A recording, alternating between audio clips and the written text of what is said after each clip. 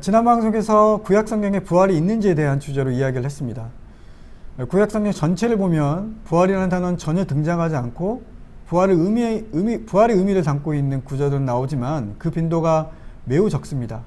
특히 몸의 부활, 다시 살아난다는 의미의 부활은 바벨론 포로 이후부터 신구약 중간기에 등장하기 시작합니다. 구약성경 어느 본문에서도 자신이 죽을 위기나 또 어려움이 있을 때 우리는 다시 살아날 것이니까 이 죽음과 어려움을 담담히 받아들이자라고 말하는 곳은 없습니다. 오히려 이 위기와 어려움 속을 하나님께 탄원하고 이것들로부터 나를 구해달라는 곳이 많습니다. 구약성경에 등장하는 사후세계는 스올입니다. 구약성경 사람들은 인간이 죽으면 스올이라는 땅속 세계에 들어간다고 믿었습니다.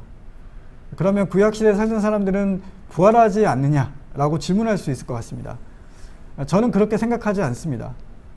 예수님이 오신 이후로 부활은 하나님의 역사로 명확하게 증명이 되었고, 그렇다면 시대를 초월해서 부활은 이루어지기 때문입니다. 즉 부활은 존재했지만 당시 사람들은 부활을 생각하지 않았다고 봐야 합니다. 예를 들어서 삼위일체라는 개념도 그렇습니다. 구약의 사람들은 하나님이 삼위일체로 존재한다고 생각하지 못했습니다. 신약의 사람들도 삼위일체에 대한 비슷한 개념은 나오지만 확실하게 정립하지 못했습니다. 삼위일체는 AD 451년 칼게돈에 의해서 정립됩니다. 구약 신약의 사람들은 이 삼위일체를 몰랐다고 해서 삼위일체가 없는 것이 아니듯이 구약의 사람들이 부활을 몰랐다고 해서 구약에 부활이 없다고 볼 수는 없습니다. 기독연구원 니에미아에서 구약을 가르치는 김근주 목사님은 구약시대 사람들이 부활을 몰랐다는 게 신앙에 유익이 되는 점이라고 주장을 합니다. 이 김 목사님은 구약의 사람들은 죽으면 부활할 것이다, 다시 살아날 것이라는 생각이 없었다고 얘기를 합니다. 그래서 그들에게 중요한 것은 죽음 이후가 아니라 현재의 삶이었습니다. 성경에서 구원이라는 단어를 검색을 해보면 신약보다 구약에서 더 많이 나옵니다. 물론 이제 분량이 구약이 더 많기 때문에 그렇기도 하지만 구약에서는 이 구원을 여러 가지 의미로 사용을 하는데, 신약에서 구원은 영생, 내세, 부활과 관련된 의미로 사용되는 구절이 많다면 구약에서는 이 구원이 현재의 삶과 주로 관련이 되어 있습니다. 예를 들면 병고침, 또 몸의 회복, 고난에서 벗어남, 포로에서의 해방 등입니다. 김근주 목사님은 구약에서 구원은 하나님과 동행하는 삶이라고 정의를 했습니다. 이런 부활의 개념이 신구약 중간기에 박해와 순교를 통해서 내세에 대한 기대로 바뀌었지만 본질은 그대로입니다. 박해와 순교 앞에서 그들이 신앙을 버리지 않은 이유는 지금 나의 선택 가운데 하나님이 함께하고 있다는 믿음 때문이었습니다. 네. 대표적으로 다니엘의 세 친구 이야기가 그렇습니다.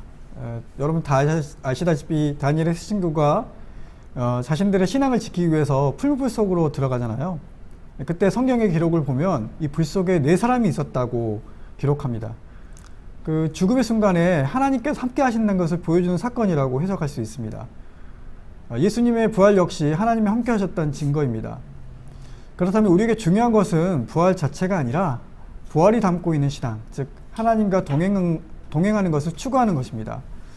어찌 보면 한국교회는 부활을 남발하고 있는 것 같습니다. 특히 전도할 때 내세 이후의 지옥과 천국을 설정하고 부활로 천국에 가려면 예수님 믿어야 한다는 메시지를 강조합니다. 부활해서 천국 가려면 교회에 다녀야 한다는 것이죠. 또 교회를 다니기 시작하면 또 천국에 갈 수 있는 다른 조건들을 말합니다.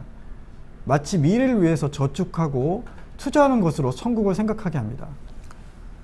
부활 신앙이 하나님과 동행하는 것에 대한 믿음이라면 우리는 전도할 때 구호도 중요하지만 삶으로 그것을 드러내야 하지 않을까요?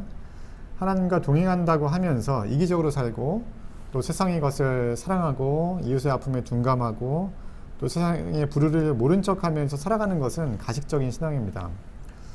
이상 부활에 대해서 한번 생각을 해봤습니다. 한국교회와 그리스도인들이 부활이라는 교리에 집중한 나머지 부활을 믿는 사람들이 살아야 할 삶에 대해서 무관심하지 않았으면 좋겠습니다. 오늘 방송은 여기까지입니다. 시청해주신 여러분 감사합니다. 감사합니다.